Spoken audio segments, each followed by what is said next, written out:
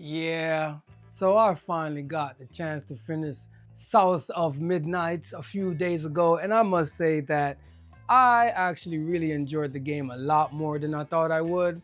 I remember seeing a trailer for this game months ago, and to be quite honest, because I've played so many games over the last 4 decades, I am kind of immune to trailer hype at this point. There are very few trailers that can get me hyped to play a game.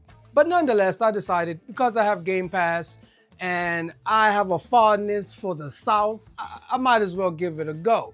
First off, let me give a shout out to all my Southerners out there. The South has been something that unexpectedly has had a big impact on my life, just out of the people I know from the South. So I have a best friend who I've been friends for decades with, and you guys will hear me refer to him on this channel as Nemesis. He's from the South, and I met him in high school.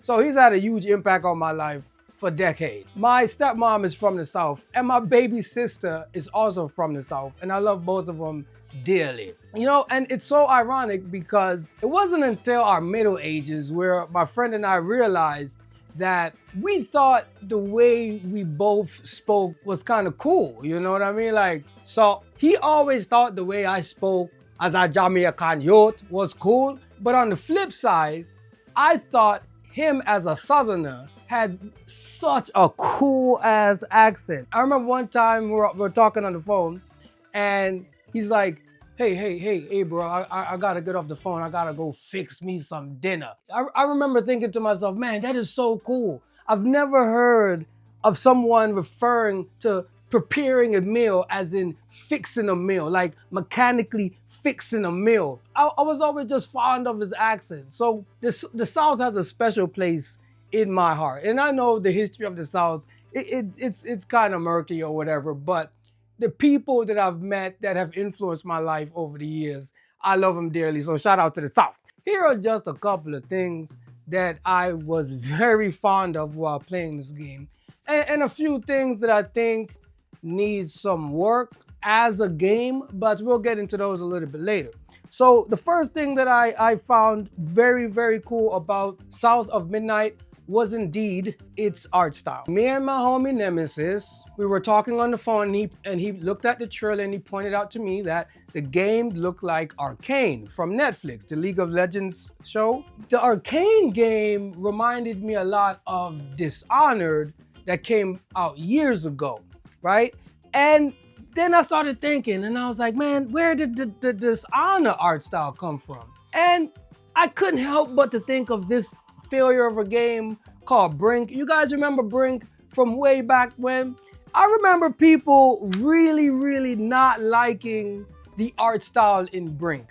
But I see a lot of similarities between Brink, Dishonored, Arcane, and South by Midnight.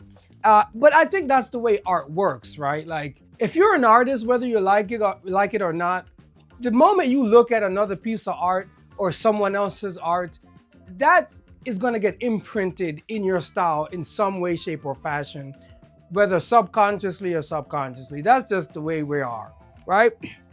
And another game that South by Midnight reminded me of a lot, in fact, was Alice Madness Returns on the Xbox. And this is a good thing. So I know a lot of people didn't really like Alice Madness Returns on the Xbox 360, but I had a really good time with that game because of how weird and how quirky it was, right? So even though I feel like Alice had a little bit more interesting things in terms of the gameplay department, I do like the art style in South by Midnight better than Madness Returns, even though Madness Returns has some very good art in date. The first thing that I noticed about South by Midnight that I absolutely adored was actually the character design, right? And again, I know it looks like a Dishonored Arcane mashup or whatever, and it actually looks like Compulsion's previous game, We Happy Few. There's a slight tinge of that in there too. But the characters in South by Midnight look as if they're almost hand sculpted, almost like a claymation hand sculpted appearance, right? So if you look at the game and you look closely at the cutscenes when the characters are talking, you'll notice there's actually texture as if someone had a tool carving out the face of the characters. Little touches like this really charm my little artist heart because it just shows the attention to detail that goes into the conceptualizing of these characters. So seeing that the maker's mark on all of these fictional characters, I just think I just think it's badass. And it's not just on Hazel, it's reflected through and throughout all of the other characters.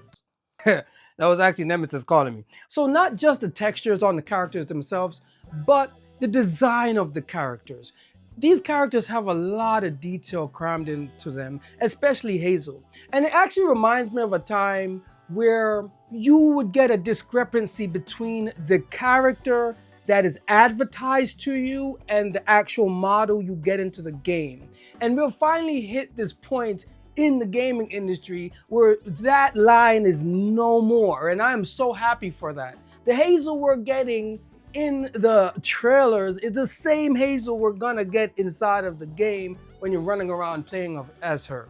Her outfits are super detailed, from the rips in her jeans to the layered tops that she have, the garments she wears on her hands and forearms. That's the Jamaican accent coming out.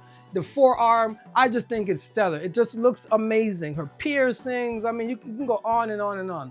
The way they style her is another thing that I think is spectacular. I personally know a lot of black women, black girls that dress very similar to Hazel. And actually, it reminds me of how a lot of black women used to dress when I was in high school / college. And it's still around a little bit today, which is amazing. So another thing that I really like is the actual creature design in South of Midnight. From Hazel's little doll named Crouton, all the way up to the catfish, to the badass avian bird character that's in the game. The character design in this game is just top tier. One of my favorite being Catfish. Catfish looks like he's literally stuffed with cotton and sewn together by hand, right? And he was so intriguing to look at. This creature has 2 different eyes, and he looks like he has a lot of lore behind him, even though I am still kind of digging through who or what he actually is. And I think I probably have an idea. I think the game actually did say, but I was just so caught up in the moment of the way the catfish animated and moved alongside the other creatures, the interaction between the catfish and Hazel. I just really loved it. One artist or director that really comes to mind while playing South of Midnight is actually Tim Burton. There's a lot of Tim Burton through and through this game, and I think it's fantastic. The creature designs just look mythical in this game. So another thing that I really like is actually the South. The swampy biome, the muck and the mud, the decay. It just tells a story from just looking at it, and I absolutely love it. There's something about the murky swamps that just terrify me, because murky water always has some kind of bullshit underneath it that's about to jump up and grab you. Whether it's some kind of zombie or a gator, it doesn't even matter. The swamp is terrifying. But what South of Midnight does is it takes the swamp, that murkiness, the decay, and it puts it up against some of the most beautiful southern sunsets you will see in a game. Some of these sunsets are just so gorgeous. Yes, I am a visual nerd, so I had to stop and pan the camera and look around at the forestation as the sun is gleaming past the trees. And man, I just gotta say, it's a wonderful, stellar look. Something about the environment that I also really like is the color choices within the environment. Except for in chapter 2 where things get a little bit brown and yellow, the other areas really had good color contrasting between the colors, whether it's green and purple in a more nighttime-y scene, or if it's like gray, brown, and green because you're on the side of a cliff or a canyon. The game just uses color really well in its environment to make you feel immersed in what's going on. And that's one of the things that I really appreciate about South of Midnight. So the last thing that I really love is gonna sound a little weird, but I actually really dug the interiors within this game. Now, yes, most of the game you are, in fact, outside running around and gliding and doing whatever, but the interiors, walking around interiors of the southern homes, it really had that flavor to it. And this is one thing that I love about where we are in gaming today. The environments, especially the interiors, they're just chock full of items, right? Whether it's teddy bears, chandeliers, a bunch of knickknacks, there's just a bunch of things crammed into these living spaces. And I feel like that's a testament to the graphical powers that we have today. Because these environments are so flushed out, they're, to me, they're more immersive because I just want to stop and just look at every little detail. I remember I was in this one house and I just kept walking around looking at the decayed wood against the floral wallpaper, and I'm walking through the halls and I'm like, yes, I can literally see a southern family living in this southern home, and it felt good. It felt good, you know? So whenever you're playing a game, take the time and just walk through it, because some artists somewhere spend hours crafting and tailoring that environment for you to see. Don't just run through them, you know? So experience the design. I gotta touch on a few things that I thought the game really needs to work on. Again, playing games for decades and decades, you come to see the strings behind the puppet show.